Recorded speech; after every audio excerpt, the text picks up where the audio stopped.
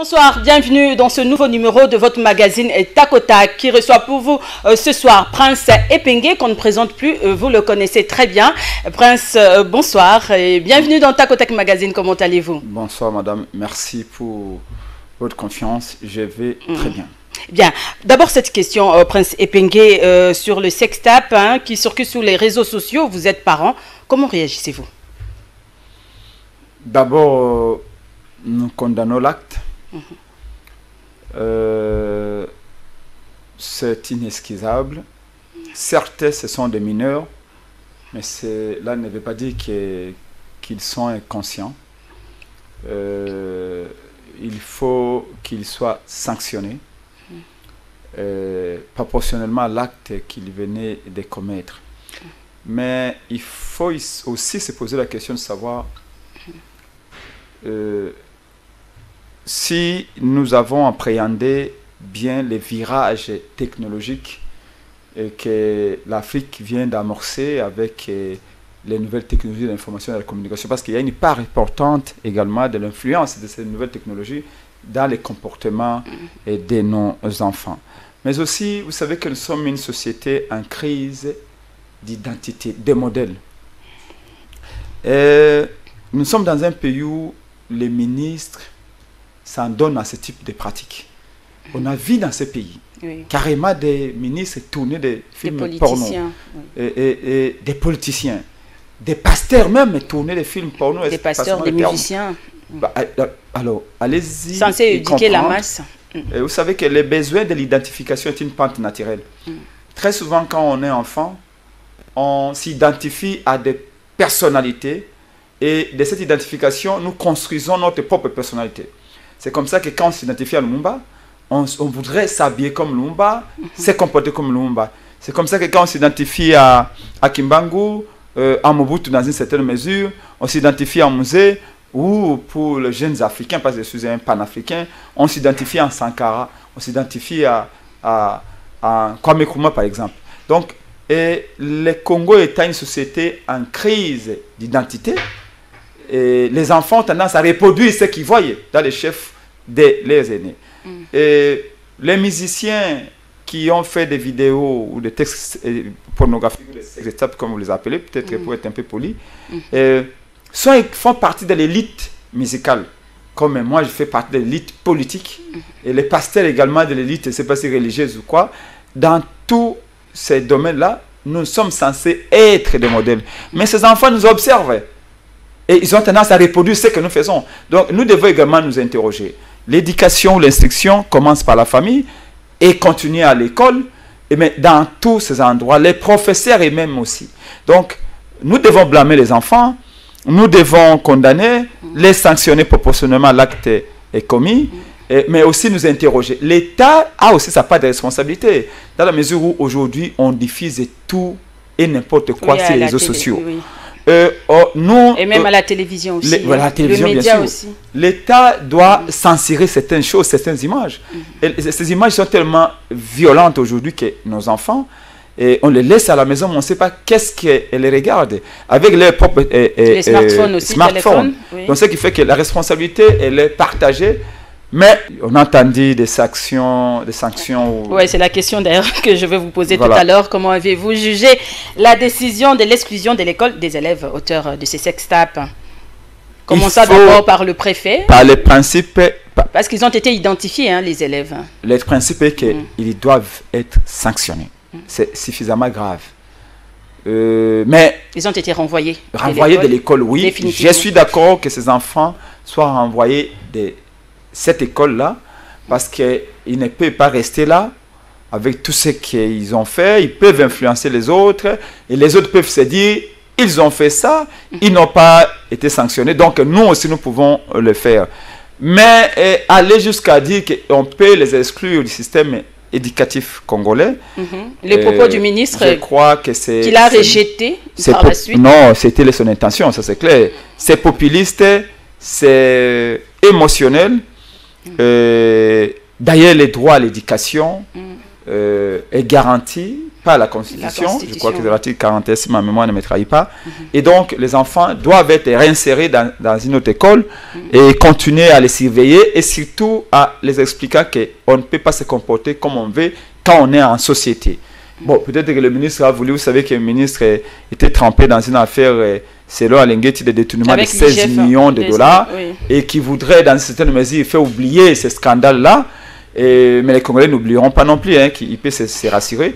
Donc, c'est un comportement qu'il faut vraiment surveiller de près. Et je vous l'ai dit, que ce n'est pas que dans cette école. Dans plusieurs écoles, ce type d'attitude et comportements se retrouvent également. Maintenant, il faut qu'on prenne conscience que ça existe et chercher les voies et moyens pour éradiquer ces comportements. Mais quelle peut être la bonne décision, selon vous? La bonne décision, tout d'abord, par rapport aux enfants. Excusez-moi, donc il s'agit de question ici. On les chasse de cette école, mais on va saisir les parents. On va les appeler également pour leur expliquer les gestes. Mais les noms ont été cités, les noms des élèves, quand même. On ne peut pas faire ça. C'est dans les journaux déjà. Jeter les enfants à la pâture, au verdict populaire, c'est dangereux. C'est dangereux parce qu'ils sont mineurs, à moins que je me trompe. Ils sont mineurs. À cet âge-là, ils étaient en troisième et 5e littéraire. À cet âge-là, ce type de comportements sont des comportements, certes, condamnables et condamnés, fallait pas citer les noms. Mais il ne fallait pas citer les noms. Même les visages, on compromet l'avenir de ces enfants. Il y en a qui ont commis pire. Je vous ai dit, le ministre est accusé de tenter de tourner 16 millions de dollars. Si les faits sont avérés, on l'aurait banni de la société congolaise, on l'aurait mis en prison, et certainement avec cet état soi-disant de droit, on l'aurait récupéré 3 mois après, comme on a récupéré les autres qui ont détourné pendant les prochains 100 jours. Alors ici, amener des propositions épidermiques et du genre, tout ça, non. L'acte est condamnable, il faut tirer les oreilles de ces enfants. Nous sommes des Bantous, nous avons 1001 manières de remettre ces enfants sur les droits chemins et on va le faire. Mais quant à l'État, il y a un danger. Avec les réseaux sociaux, il faut réglementer, il faut réguler. La jeunesse congolaise est vraiment en danger. Et puis avec cette drogue bombée, la jeunesse n'a plus de repères ici. Vous savez, madame, fondamentalement, l'homme blanc invente. Les inventions de l'homme blanc, avant tout, c'est pour trouver des questions. Je dis l'homme blanc, peut-être je ne suis pas raciste, mais c'est pour vous dire que c'est lui qui invente, donne une réponse aux questions de sa société. Quand on a inventé le téléphone, c'est pour répondre à une nécessité qui s'est posée dans une société donnée. Et donc, tout ce que nous importons ici, les nouvelles technologies, les inventions, les innovations qu'on a aujourd'hui avec le téléphone, tout ça a été créé dans un contexte donné. Ce qui fait que les virages des nouvelles technologies, on a mal négocié. En termes de contrôle, en termes de pédagogie, il y a même toute une philosophie qui va avec les nouvelles technologies. Aujourd'hui, même les histoires de cola que nos enfants portent aujourd'hui, vous allez voir une jeune fille de 8 ans, sa maman dit qu'il faut que la fille soit sexy. Il ne comprend pas que derrière ces mots sexy, il y a un danger pour l'enfant. Et donc, il y a toute une pédagogie, une philosophie qui accompagne ce téléphone ici. Nous ne sommes pas une société occidentale. Nous sommes sous les tropiques. Il faut qu'on puisse tropicaliser les raisonnements. Même l'utilisation de ce téléphone doit être tropicalisée dans une certaine mesure. Ce qui fait que, voilà, comme on veut, nous voulons nous occidentaliser de manière incontrôlée, subissons les conséquences. Et donc, l'État doit se rattraper pour dire, voilà, les réseaux sociaux, ce que nous voyons dans les réseaux sociaux aujourd'hui, c'est incroyable. N'importe quel scolpendre peut prendre sa bêtise chez lui et les balancer. Et des millions y croient, des millions adhèrent. Il y a danger. Il y a danger. Donc, il faut qu'on y veille. Et ça, c'est le pouvoir public, des leaders politiques que nous sommes, dans nos partis. Nous devons faire ce travail-là, réfléchir pour que demain, quand on arrive au pouvoir, qu'on puisse y remédier. Bien, Prince Epenge, vous êtes un acteur politique. Mais dites-moi un peu, lorsque vous observez la situation actuelle du pays, la gestion du pays sous Fachi, sur tous les plans, et vous pouvez aussi même donner, comment dire, les bilans à mi-parcours de Fachi, et puis les 100 premiers jours du gouvernement Samalou Kondé, qu'est-ce que vous ressentez? Soyez objectif, mettez un peu vos différents de côté. Je sais que vous êtes de l'opposition. Je l'ai toujours été, madame, parce qu'avant tout, c'est le Congo qui nous unit. Oui, c'est le Congo, oui, on parle Congo. Le Congo, c'est notre bien le plus précieux, parce que c'est lui qui nous rassemble, c'est lui qui nous a unis. c'est par l'essor et par l'effort que nous sommes là aussi. Donc, je vais parler Congo. Oui. La gestion actuelle est une gestion propre aux autodidactes. Et le pays est extrêmement mal géré et c'est dans tous ses compartiments. Le bilan de Félix, je l'ai dit souvent, ça n'a un seul mot suffit. Observez le visage des Congolais. Congolais de visage fermé. Où qu'ils se trouvent, à l'église, dans les entreprises, dans les arrêts de bus, dans les écoles. Ça ne date pas d'aujourd'hui. Les Congolais ont des visages fermés. Et c'est l'expression du désarroi, du désespoir. L'avenir pour la jeunesse congolaise n'est plus une opportunité, mais c'est une menace. Et ce pour plusieurs raisons. Quand vous regardez ce que Félix a fait de notre économie et de nos finances, c'est regrettable. Il arrive de la manière que vous connaissez, qui est déconseillée d'ailleurs. Oh. Il y met 2 projets successifs sur pied. Le premier projet, c'est 100 jours. Son projet 100 jours a occasionné un détournement gigantesque de 600 millions de dollars. On a fait semblant d'arrêter des gens. Et dans tout ceci, aucun centime n'est rentré dans les caisses de l'État. Deuxième projet, Chilengelou. Dès la première somme décaissée, a été détournée dans son intégralité selon Alengeti. 13 millions de dollars. Combien est rentré dans la caisse de l'État? 0. Il nous a dit, oui, mais je dois amener des investisseurs. On lui a dit, bravo, allez-y. Justement, dans tout le pays, ce n'est pas tout le monde qui danse, parce que les Congolais sont habitués à danser. Il y en a également qui réfléchissent. Et l'Observatoire de la dépense publique nous dit, oui, messieurs, tu as fait 100 voyages. Tu as eu à dépenser 250 millions de dollars. Combien a-t-il ramené à la caisse de l'État? Jusqu'à présent, même un cambiste irakien, on ne l'a pas vu à Kinshasa. Et alors, si le plan sécuritaire, parce que vous m'avez demandé de manière résumée. Oui, oui. Si le plan sécuritaire. L'état de siège. N'oublions pas la Covid aussi. Hein. L'état de siège s'est transformé en état de piège. Comment ça? Oui, Félix a piégé les Congolais. C'est en réalité un état de piège qu'il a décrété. À ce sens qu'il a réduit toute la population civile. Mais lui qui fait des efforts, il fournit quand même des efforts pour qu'il y ait la paix dans l'Est. Madame, fournir les efforts est une chose. Encore faut-il fournir les bons. Avoir la volonté ne suffit pas. Encore il faut avoir la capacité, les moyens et surtout des stratégies adaptées. C'est comme ça que tout le monde a la volonté de développer le Congo. Mais tout le monde n'a pas l'intelligence et la capacité de développer le Congo. C'est ce que souvent les gens oublient. Et il décrète l'état de siège. Il réduit la population civile au silence en Ituri et au Nord Kivu. Aujourd'hui, c'est un véritable trou sécuritaire. En plein état de siège, c'est plus de 500 Congolais qui ont été assassinés. Oui, c'est ce qu'on aurait appris. Les derniers massacres en Ituri, c'est 30 Congolais arrachés à la vie sans aucune raison. Et ce, au nez et à la barbe de nos militaires. Et dans tout ceci, ce qui choque, madame, c'est qu'on fait de la communication politique là où des vies sont fauchées. On vous dit, oui, on a récupéré les villages. Oui, 50 militaires américains sont arrivés. Oui, mais il y a des rebelles qui se sont rendus. Alors, si tout ceci est vrai, on devrait quand même voir que la population commence un peu à circuler, à se sentir un peu en sécurité. Au contraire, un peu protégée. Au contraire, la population de Kivu a en train de vider ses territoires et ses localités. C'est une épuration ethnique qui se passe là-bas. Selon vous, c'est encore pire. La situation s'empire. Mais la situation est en train de s'empirer, madame. C'est quand même... Nous sommes à la 7e ou 8e prorogation. Nous avons tous appris comment on prend des décisions. Comment on les évalue à mi-parcours, à mi-chemin. Pour savoir quand même où ça va, où ça ne va pas. Où est-ce qu'une mauvaise décision a été prise, comment la remédier, comment changer de fusil d'épaule. Et non, on nous dit non, fermez vos bouches, vous n'avez pas de droit.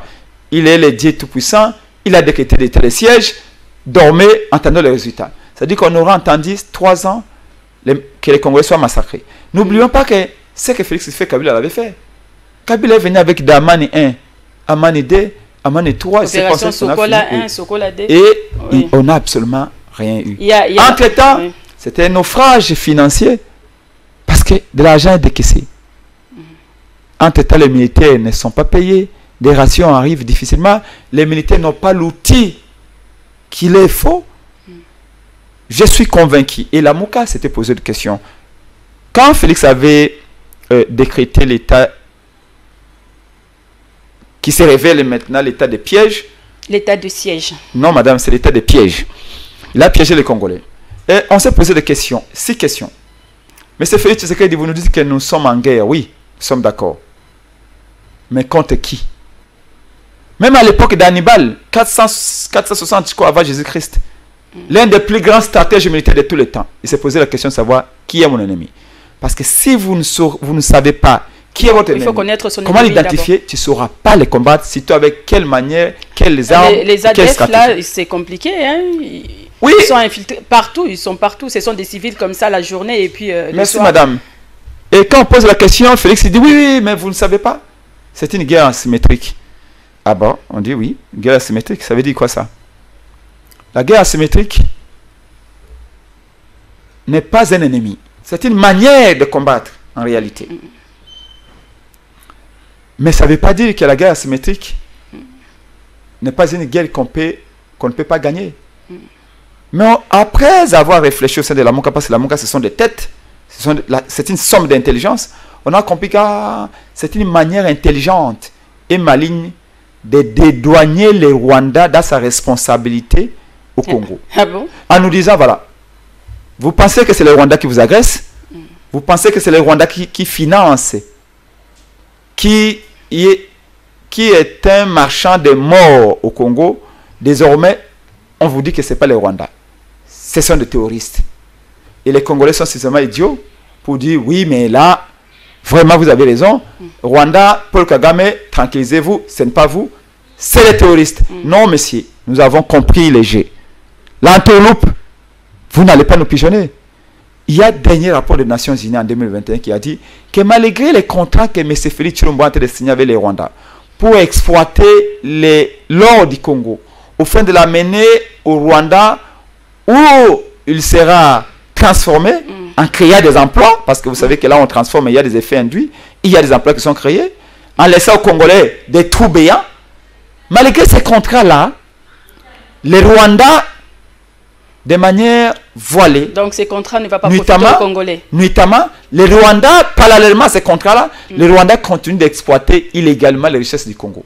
Et donc, nous avons compris que l'état des pièges consistait à réduire la population civile au silence. Parce que l'administration civile est remplacée par l'administration militaire. Les ONG, même vous les journalistes au Kivu, vous ne pouvez plus dénoncer les tueries, les massacres, les enlèvements, les viols de nos mamans comme avant. Parce que vous êtes bridés. On vous a mis la clé à la bouche. Personne ne parle. En plein état de siège, il y a même des journalistes assassinés. Certainement parce qu'ils ont eu des informations qu'ils ont voulu révéler. Et les militaires ont dit, vous ne faites rien, nous sommes à l'état de piège. Nous dénonçons cela. La Mouka avait posé la question de savoir aussi, que vient faire l'armée ougandaise au Congo en plein état de siège? En sachant qu'on a un contentieux avec cette armée-là, qui a massacré les Congolais. L'armée rwandaise est ici, madame. On ne veut pas le dire. Donc, et même quand les députés... il y a des Kenyans, des Américains, et puis... oui, mais il y a la MONUSCO, les FARDC ensemble. Je suis convaincu, moi, Prince Epenge. Oui. Je suis convaincu, moi, Prince Epenge, avec mon partage des Congo. Et la Mouka, que seule l'armée congolaise peut imposer la paix à l'Est. Seuls les militaires qui portent le sang de Lumumba, de Kimbangu, de Kimpavita, de Mobutu, peuvent donner leur vie pour que l'Est soit pacifié. Le projet de l'Est, c'est un projet qui va au-delà de nos intérêts minuscules. Rappelez-vous des discours de Sarkozy devant les diplomates au mois de mars 2009 à Paris, devant les diplomates. Il avait dit, le Rwanda est un pays dynamique, ayant un territoire exigu, qui vit aux côtés d'un pays immense, immensement riche et immense en termes de géographie. eh bien, la nature a ses lois. Le Congo doit apprendre à partager ses richesses avec les Rwandais. Vous savez ces projets-là, madame? Parce qu'on veut nous faire oublier tout ceci. Vous avez vu ce que Kagame fait? Kagame dit à la France, pour le génocide rwandais de 1994, la France doit des excuses au Rwanda. La France doit réparer. Et au même moment, le même Kagame dit, vous Congolais, pour les massacres et 6 millions de Congolais, oubliez. À la France, les Rwandais exigent... Il n'a jamais reconnu. À la France, les Rwandais exigent des excuses. Au Congo, les Rwandais obligent l'oubli. Oui, on a tous suivi. Et il y en a des Congolais, comme Félix Tshisekedi, c'est Félix Tshisekedi est Congolais, et il y en a des Congolais comme Félix Tshisekedi qui dit Kagame est mon partenaire, Kagame est mon allié privilégié pour le retour de la paix à l'Est. Oui. Il n'y a pas de trahison, il n'y a pas un seul Congolais qui a trahi le Congo de cette manière-là que Félix Tshisekedi. Bien, par là, vous voulez dire que le bilan des Félix Tshisekedi est négatif sur tous les plans? Madame, n'oubliez pas que nous sommes en période de crise. Je vous ai donné des faits. Hein? Est-ce que vous savez qu'il y a des pays qui ont généré... Le mal est trop profond. Est-ce que vous savez qu'il y a des pays qui ont généré de la croissance économique pendant la Covid? D'ailleurs, la Covid était une opportunité incroyable, madame. Parce que c'est pendant les moments de crise que les sociétés inventent et innovent. On aurait pu chercher, par exemple, à investir massivement dans l'agriculture pour arriver à l'autosuffisance. Au lieu de dire, oui, mais les Saint-Chats, les surgelés là, d'ailleurs qui demain à long terme vont donner, on aura un problème, une crise sanitaire avec ces histoires, les Saint-Chats. Mais ça arrive, il y a déjà les maïs de Kanyama-Kasese, voilà. Au Katanga là-bas, il y a du Kangalonzo aussi. Madame, hein? C'est cette communication-là qui tue le Congo. Vous nous amenez 50 sacs de farine ici. Vous ne voyez que le noir. Vous nous amenez 50 sacs de farine ici et vous voulez nourrir 16 millions de Quinois, encore que ça n'est pas le Congo. Vous allez nourrir 16 millions de Quinois et vous allez nourrir 100 millions de Congolais avec 80 sacs qui viennent de Kanyama-Kasese. Non, nous encourageons cette initiative de ce chef de l'armée, c'est pas comment on l'appelle, le général. Tout en dénonçant quand même sa façon un peu, de la manière dont on est en train d'arrêter les jeunes qu'on amène là-bas. Nous sommes d'accord que les Kuluna, il faut les réintégrer. La réinsertion sociale, oui, mais nous ne voulons pas qu'il y ait des goulags au Congo. J'ai été à la Tiangou dernièrement. Les jeunes sont venus me voir, vous savez, principalement, on m'appelle Molobela Pep. Tous ceux-là qui ont des cheveux qu'on appelle des locks, on les arrête automatiquement. Non, les jeunes ont la liberté de faire les cheveux ce qu'ils veulent. Il ne faut pas créer une confusion. Quand vous avez les cheveux crépus, manipuler, c'est pas de quelle manière, parce qu'ils sont musiciens, ils sont, c'est pas quoi, sportifs, c'est leur goût, il faut les respecter. On arrête certains d'entre eux pour les amener à Kanyama-Kasese. Quand vous êtes jeune de la Moka et qu'on vous a identifié, on vous arrête pour vous amener à Kanyama-Kasese. Nous disons à cela, non monsieur, demain vous serez jugé. Mais nous encourageons cette initiative de Kanyama-Kasese. Nous disons, l'État doit soutenir ceci. D'ailleurs, ce n'est pas une nouveauté. C'est Musée qui a amené le service national ici. Comme Joseph Kabila a été l'antithèse de Musée Kabila, il a faré cette initiative, cette belle initiative de Musée Kabila, et nous pensons qu'il faut récupérer, mettre suffisamment de moyens. Mais c'est Félix Tshilombo avait décrété les primats du sol sur le sous-sol. En d'autres termes, il disait en 2020 que nous allons accorder la priorité à l'agriculture plutôt que continuer avec l'économie de rente. Madame, vous savez qu'en 2020, l'ensemble des projets agricoles n'a pas été financé ou tous les moyens mis, les prévisions budgétaires dans les secteurs, dans tous les projets des secteurs agricoles, le taux d'exécution n'a pas dépassé 40%. Alors, comment pouvez-vous parler de priorité là où vous n'avez pas donné, exécuté les prévisions, même à hauteur de 50%? Et entre-temps, la présidence qui ne produit absolument rien exécute toutes ces prévisions budgétaires jusqu'en dépassant parfois de 50%. Bien, par là, vous voulez dire que... Voyez-vous qu'il n'y a pas de vision, il n'y a pas de volonté, il n'y a que de la communication politique pour attraper les esprits faibles. Donc, selon vous, le bilan est négatif des Fachi. Le bilan est plus que négatif. Si vous étiez à sa place, si la Mouka ou Fayulu était à sa place, il allait faire mieux. On se serait pris autrement, évidemment, parce qu'il faut savoir, madame, le politique. Hein. Non, non, oui. Il faut savoir que l'expérience est importante, madame. Nous ne sommes pas des amateurs, nous sommes des professionnels. Fayulu est un professionnel de l'économie. Non seulement qu'il a travaillé comme directeur dans plusieurs pays, il sait l'économie, il a créé les emplois, il sait comment créer les emplois. C'est un économiste de formation aussi, et qui a accumulé plusieurs expériences. Bien. Le problème de Félix, c'est que non seulement qu'il n'a pas cette expérience... Vous n'appréciez pas l'état de droit avec Gilles Alinguetti, quand même, il fait bien son travail. Non, il est en train de traquer comment... Madame, en quoi résumez-vous identifiez-vous l'état des droits? Au procès de 100 jours. Il y a des arrestations. Parce que mon grand frère Kamere,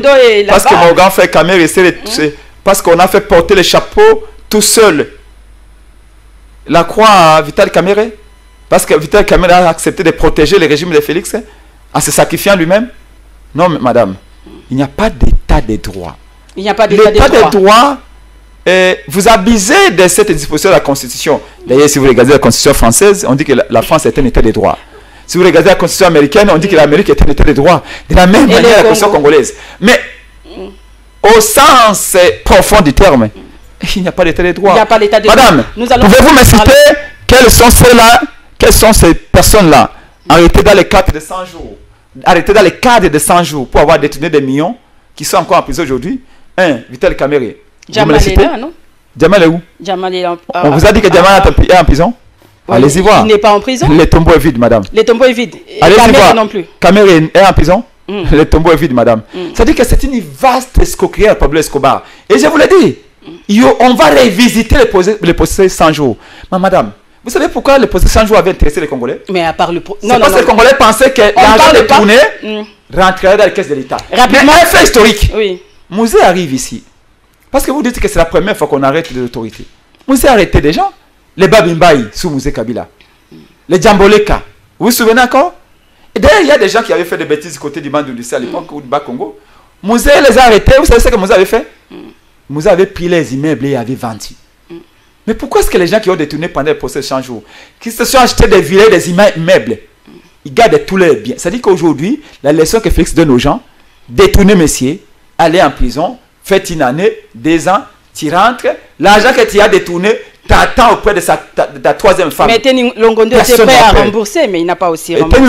Eteni Longondo. Non, madame, Eteni Longondo. Vous voyez qu'on ne choisit pas. Hein? Il ne travaille pas pour il travaille pour tout le monde, parce qu'Eteni est de l'UDPS. Madame, les chefs sont en train de protéger les voleurs. Vous les comprendrez, madame. Vous les comprendrez. Les chefs font une... Il y a ces actions-là, de ces enquêtes-là qu'on peut louer, qu'on peut féliciter.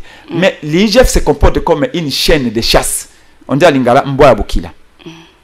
Dites-moi, pourquoi Alinguetti s'est retrouvé dans un petit bureau fermé à clé, avec Augustin Kabouya et le ministre de l'EPST, Tony Mwaba, Augustin Kabouya, juste au moment où... il s'est expliqué, Augustin Kabouya aussi. Non, madame, l'IGF est téléguidé.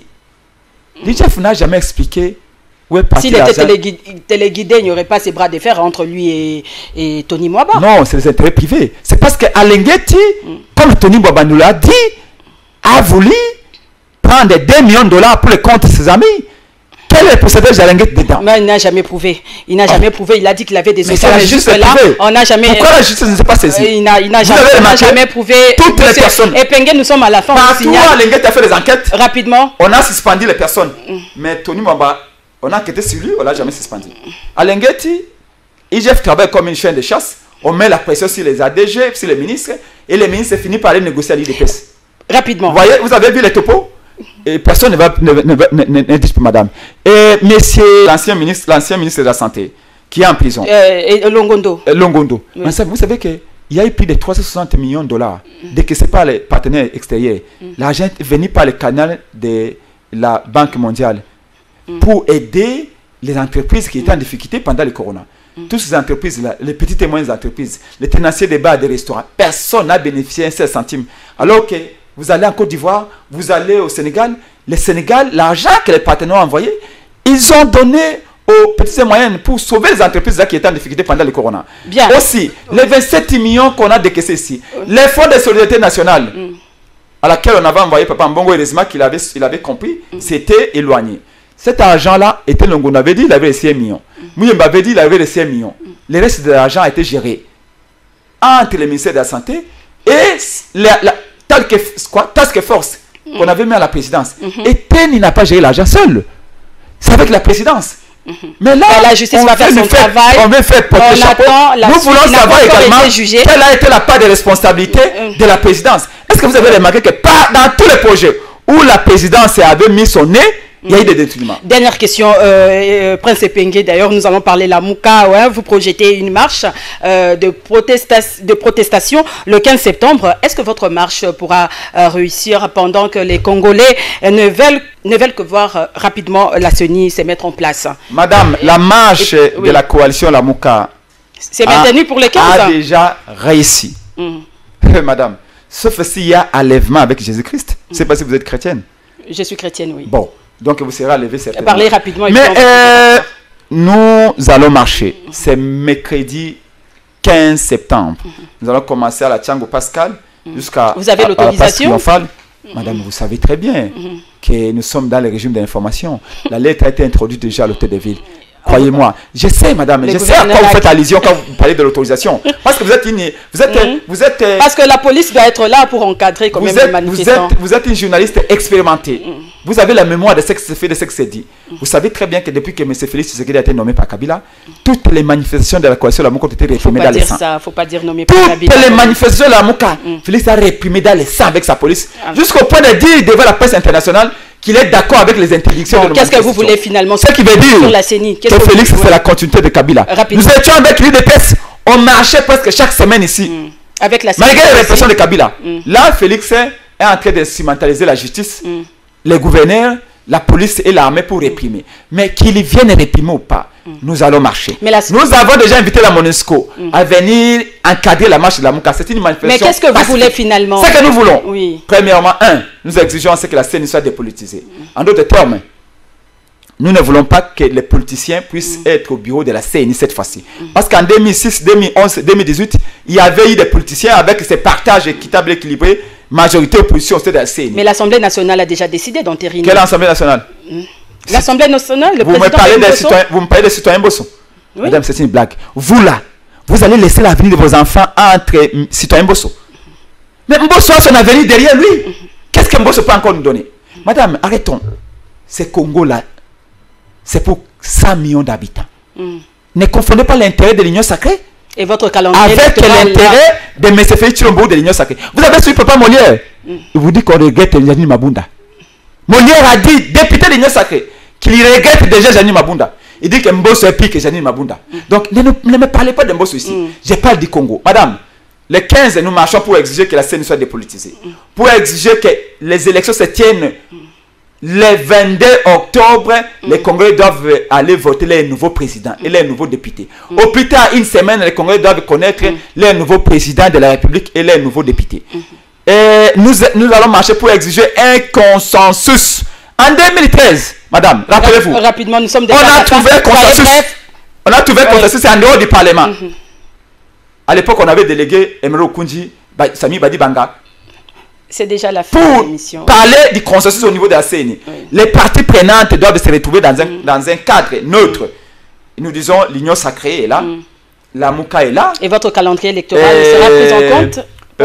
FCC est là. Nous pouvons parler pendant une semaine autour des confessions religieuses. Et à cette matière, laissez-moi rendre hommage à l'Église catholique, à l'Église ASCC, sans lesquelles Kabila ne serait jamais parti. On a laissé des prêtres catholiques nus, madame. Aujourd'hui, c'est l'IDPS qui envoie ses combattants à aller insulter en Bongo. Allez caillasser les églises catholiques. On n'a pas identifié. Madame, on n'a pas identifié. Cette église est là. C'était des éléments. Les fidèles catholiques ont perdu des vies. On n'a jamais vu ces messieurs-là de Nonkamba avec nous. Quand on marchait ici avec l'église catholique. Donc nous disons, et consensus rapidement, dépolitisons la CENI.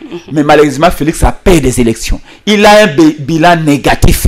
Il y veut soit avoir l'églissement, soit tricher. C'est fini. Il n'aura ni l'une ni l'autre. Ça sera tout, Prince Epengue. Le message est passé. Merci en tout cas de répondre à notre... Parce que nous n'avons que 30 minutes. En 30 minutes, on ne peut pas tout dire. Et vous parlez beaucoup, hein, comme tout politicien qui se respecte. Merci. Non, on parle des choses qui tiennent les Congolais à cœur. Oui, il faut parler Congo, c'est important. Merci beaucoup, merci Prince. Je rappelle que j'avais reçu pour vous Prince Epengue, vous le savez qu'il est membre de Lamuka, il est de l'opposition, mais Lamuka El Fayoulou, voilà. Lamuka n'a pas de elle, madame. Il n'y a qu'une seule coalition Lamuka et les mercredis 15 septembre, vous allez voir que Lamuka c'est le peuple. Parce qu'il n'y aura pas de boulot. Hein. Tout le monde est sans unique. Dans tous les pays, cette marche-là, vous verrez. Nous avons appelé la MONUSCO. On viendra couvrir, on sera là. Merci beaucoup. Merci beaucoup, Prince Epengue. Merci à vous de nous avoir suivis. Au revoir et à la prochaine.